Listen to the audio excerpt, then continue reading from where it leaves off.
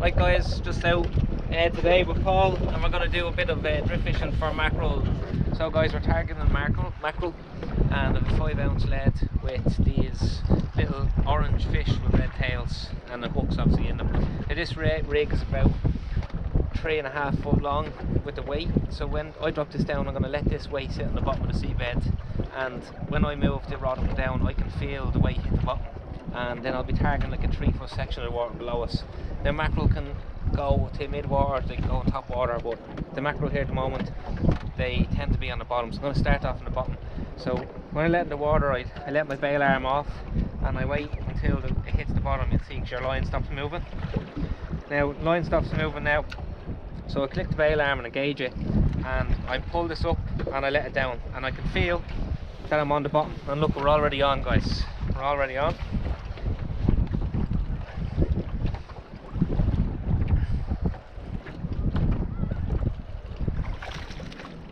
Like that,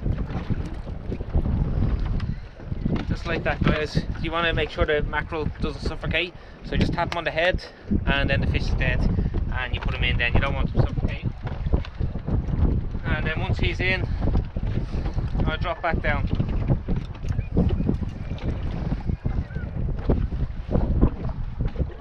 Now it's on the bottom again. I'll try to show you again. Now if you see the rod, see where the rod tip, remember you can see it is just, there's no pressure on it now, and then when I pull it you feel it, it's on it. So that's how I can feel the weight actually hit the bottom, and that's the area I'm targeting. I mean, we just got mackerel there, so it means there's mackerel in that area.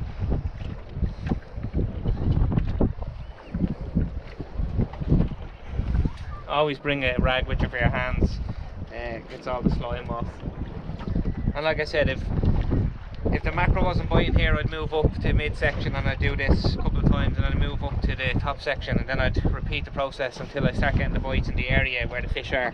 But we know from what you're just seeing there that the mackerel are just directly on the seabed floor. They're only about, they're in about 3 foot from the bottom. When I bring them up now,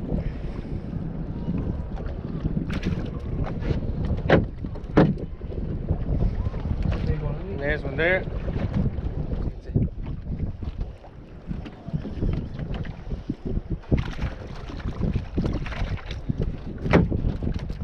Oh, one got off. Jesus.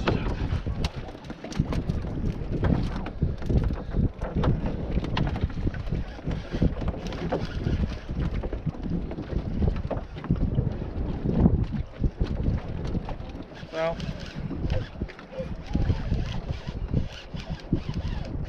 Paul's on again, guys.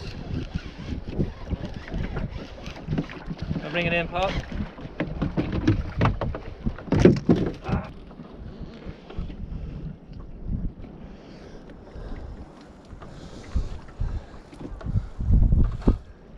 And guys, we have a tub cornered here, and how we know it's tub cornered is because it has the blue around its fins.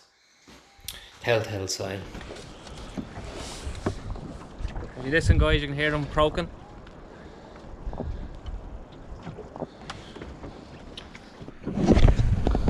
Now guys, we're just going to release this guy. And there he goes. So guys, just move it up and down on the bottom, and just see here, you can tell it's the mackerel because it keeps diving down. See here, they come now. 3.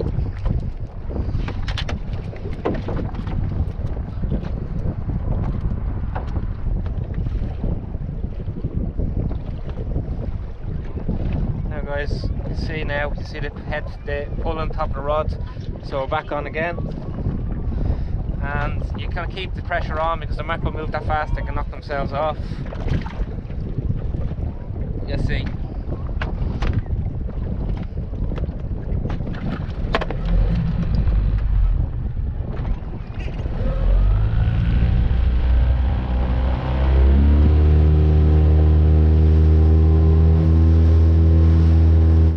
So guys, with drift fishing, what you do is you let the current push you down a certain distance from where you started off, and then what you do is you motor on up to back up to that position, and then turn off the engine and let the current push you back down again.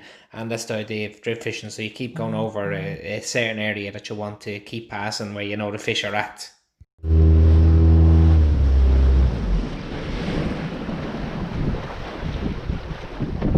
again.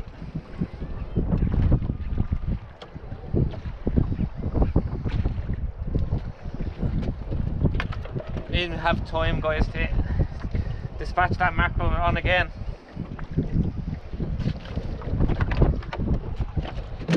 Well, jumped off myself and I lower it down, and because the mackerel shoals move around all the time, you're better off keeping your line in the water as much as you can, and then you can dispatch your fish. So guys, just heading back in now.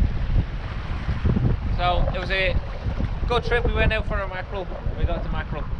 So please like and subscribe, guys, and thanks for joining me this time, and I'll see you again soon. Take care.